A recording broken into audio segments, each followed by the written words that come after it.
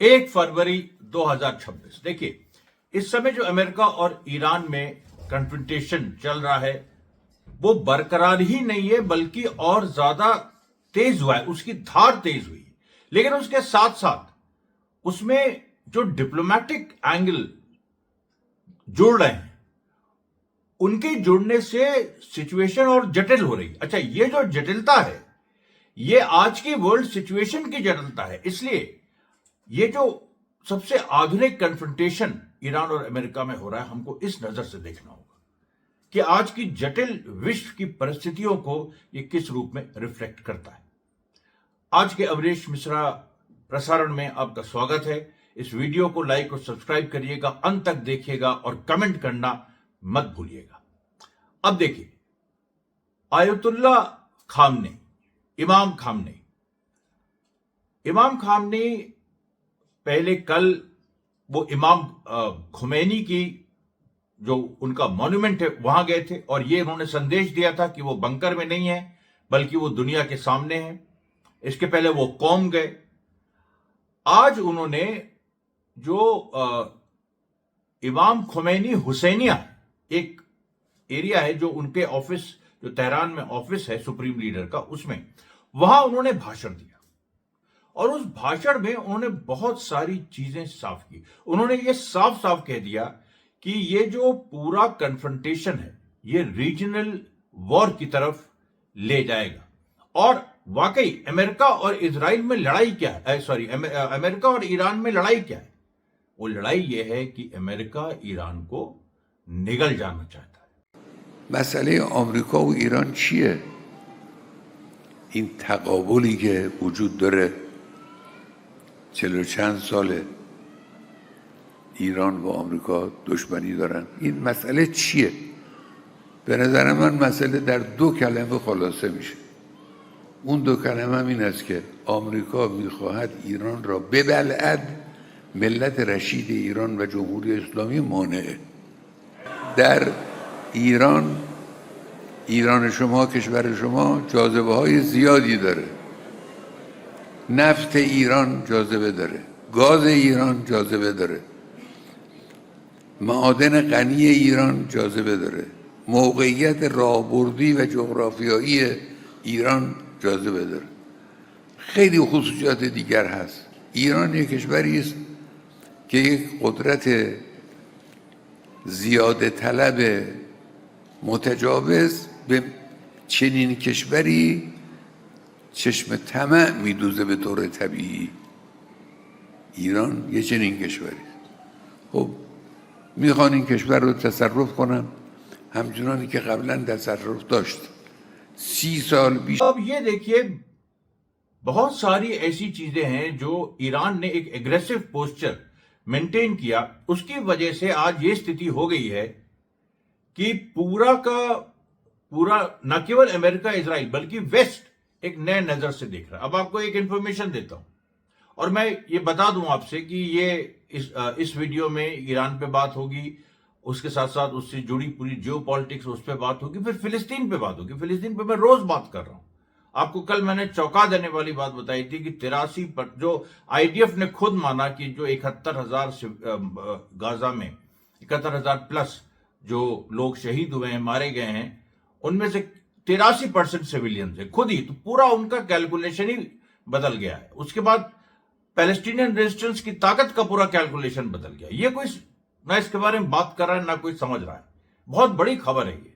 खैर, वो मैं देखिए हमेशा कभी छोड़ता नहीं हूं फिलिस्तीन को, क्योंकि सारी जो पूरी जियो पॉलिटिक्स की जो धुरी है वो गाजा है हमेशा। खैर, अभी देखिए, जो यूरोपियन कंट्रीज ने अभी 2 दिन पहले आईआरजीसी को, ईरान की सेना को, जो एक टेररिस्ट ऑर्गेनाइजेशन डिक्लेयर कर दिया अमेरिका के ही प्रेशर में, उसके बदले ईरान ने क्या किया? ईरान ने कह दिया कि ये जो यूरोपियन देश हैं इनकी सेनाएं टेररिस्ट हैं। अब आप बताओ, ये होता है काउंटर, ये होता है आंख में आंख मिला के सीधे एक तरह से बात करना और झुका देना अपने प्रतिद्वंदी को।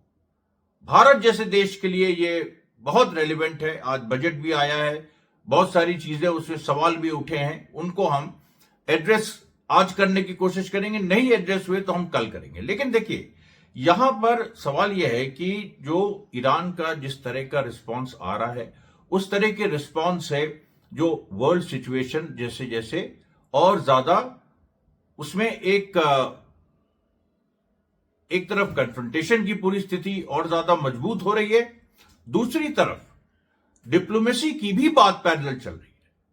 और आज जो अली लारिजानी हैं, जो अभी मॉस्को गए थे, प्यूटिन से भी मिले थे, उन्होंने भी कहा कि जो फेक जो मीडिया की रिपोर्ट्स हैं वो अपनी जगह हैं, लेकिन हम अपने एक बातचीत का भी स्ट्रक्चर हमारा तैयार है। उसके बाद देखिए, जो नेवल एक्सरसाइजेस हैं, नेवल एक्सरसाइजेस को लेके भी काफी बहस इस समय चल रही है। और नेवल एक्सरसाइजेस के बारे में हम आपको बता दें कि 1 और 2 फरवरी को जो मैरीटाइम एक्सरसाइज होनी है, वो ऐसा लग रहा है कि वो अपने समय के हिसाब से वो कंडक्ट होंगी। और एक और मैरीटाइम सिक्योरिटी बेल्ट नाम की एक्सरसाइज वो मिड फरवरी में भी होगी, रशिया, चाइना और ईरान के बीच।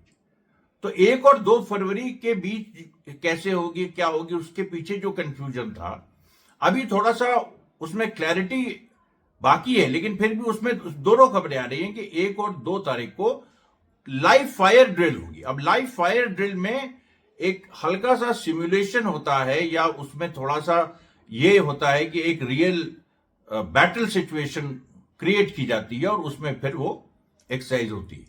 उधर जो मैरीटाइम सिक्योरिटी जो पूरा एक एक्सरसाइज है, ये 2019 में शुरू हुई थी ईरान, रशिया और चाइना के बीच, और ये कंटिन्यू करेगी मिड फरवरी में ये होगी। और इसमें जो खास बात ये होती है कि इसमें एक्सरसाइजेज होती हैं दूसरी तरह की। इसमें लाइव फायर एक्सरसाइजेज नहीं होती हैं, इसमें ये होता है basically search and rescue mission. ये उसका केंद्रीकरण उस पर होता है, सर्च एंड रेस्क्यू मिशन। अच्छा, एक और बात देखिए, अभी जो सऊदी अरेबिया के जो डिफेंस मिनिस्टर की बात को लेकर कंट्रोवर्सी क्रिएट की गई कि उन्होंने ट्रंप से कहा कि तेहरान पे हमला करो, और नहीं करोगे अभी तो तेहरान मजबूत हो जाएगा। और उसको लेके ये कहा गया कि सऊदी अरेबिया ने अपना स्टैंड चेंज कर दिया है, क्योंकि मोहम्मद बिन सलमान ने कहा था कि हमारे इलाके से ईरान पे हमला नहीं होगा।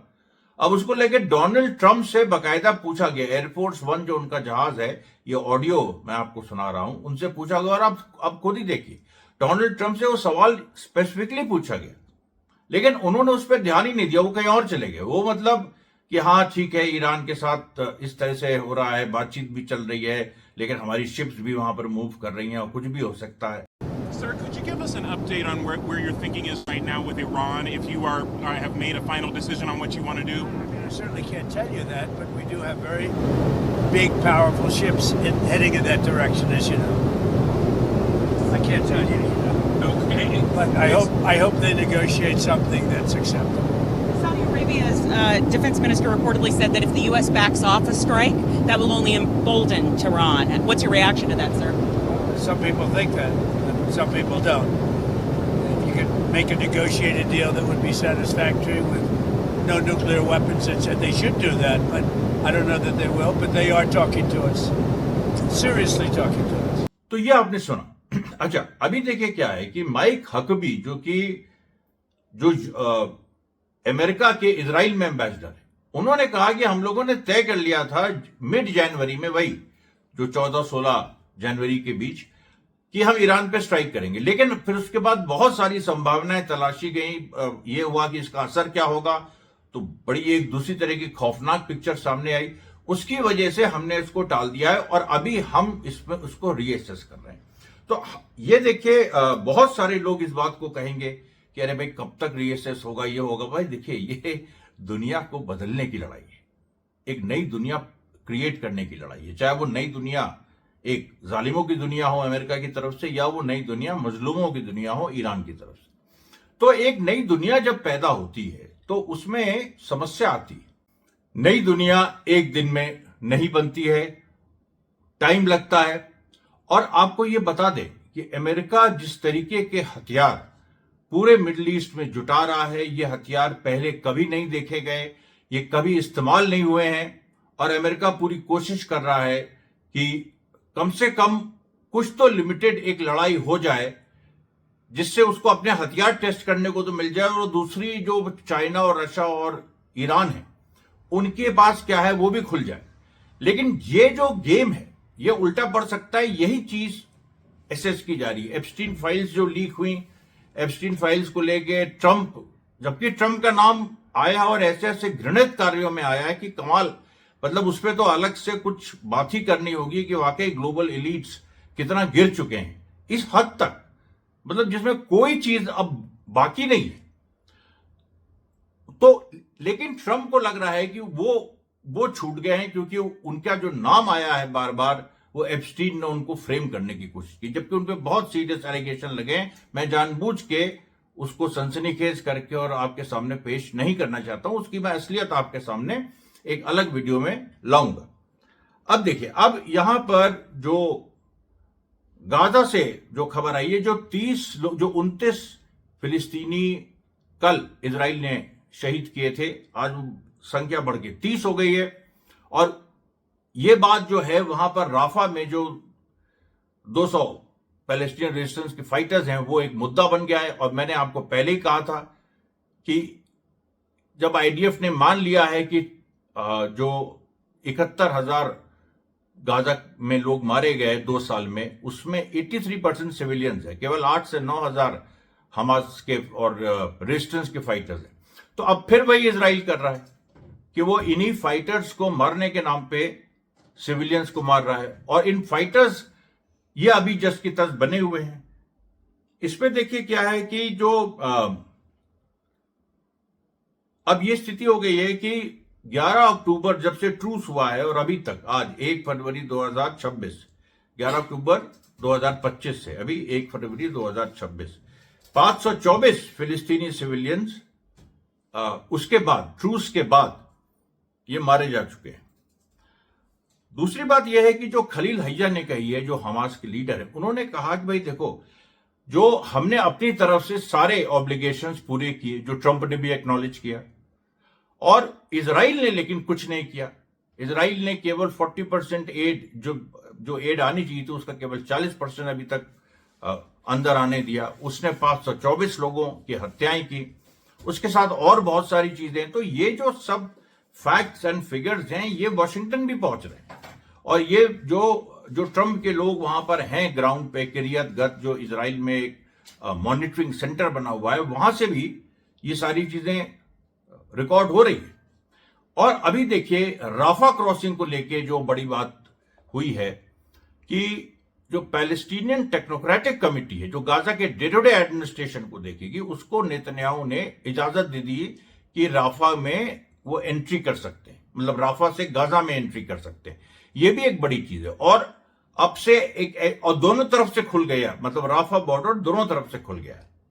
तो उधर से शायद 150 फिलिस्तीनी अंदर आ सकते हैं, इधर से करीब 75 या 100 जा सकते हैं। ऐसी पूरी इस तरह का प्रावधान किया गया। और ये इसलिए जरूरी है क्योंकि फिलिस्तीनी वहां जाते, मतलब रोज मजदूरी करने, बहुत सारे उनके काम रहते थे उधर इजिप्ट में, उसके बाद वो लौट आते थे, शाम तक होते होते। इसी तरह से यहाँ जो अभी इजराइल और गाजा का जो बॉर्डर ब्लॉक्ड है, वहां से भी लोग जाते थे और दिन भर काम करके वापस आते थे। तो ये देखिए, एक नेतन्याहू को ये कंसेशन देना पड़ा। हालांकि यहां पर ये बात आ रही है कि अल शाद जो है, ये जो पैलेस्टीनियन एग्जीक्यूटिव कमेटी का चीफ है, ये अपने पूरे लाव लश्कर के साथ अब एंटर कर सकते हैं। उसके बाद देखिए जो चाइना से खबर आ रही है कि चाइना में इसको देखते हुए चाइना के जो शी जिनपिंग है, कम्युनिस्ट पार्टी के चीफ, उन्होंने जो अपने जो सेकंड रैंकिंग जनरल ज़ैंग यूया, इनकी जो पर्जिंग हुई है, इनको जो हटाया है, इससे भी ईरान को काफी फायदा, और इसमें ईरान एंगल भी इन्वॉल्व है, क्योंकि इनके ऊपर जो एलिगेशन था जिस जनरल को हटाया, वो यही था कि ये अमेरिका के प्रति सॉफ्ट है और ये कुछ इन्होंने सीक्रेट्स वगैरह भी लीक किए हैं। खैर वो एक जांच की बात है, लेकिन ये चीज ये उन पे कही गई थी। उसके बाद रशिया ने देखिए कुछ डिसाइसिव स्ट्राइक्स यूक्रेन पे की हैं, जिसके बारे में आ रहा है जो 2-3 और रीजन्स डॉनबास इलाके में हैं उनको रशिया ने उन पे कब्जा किया है।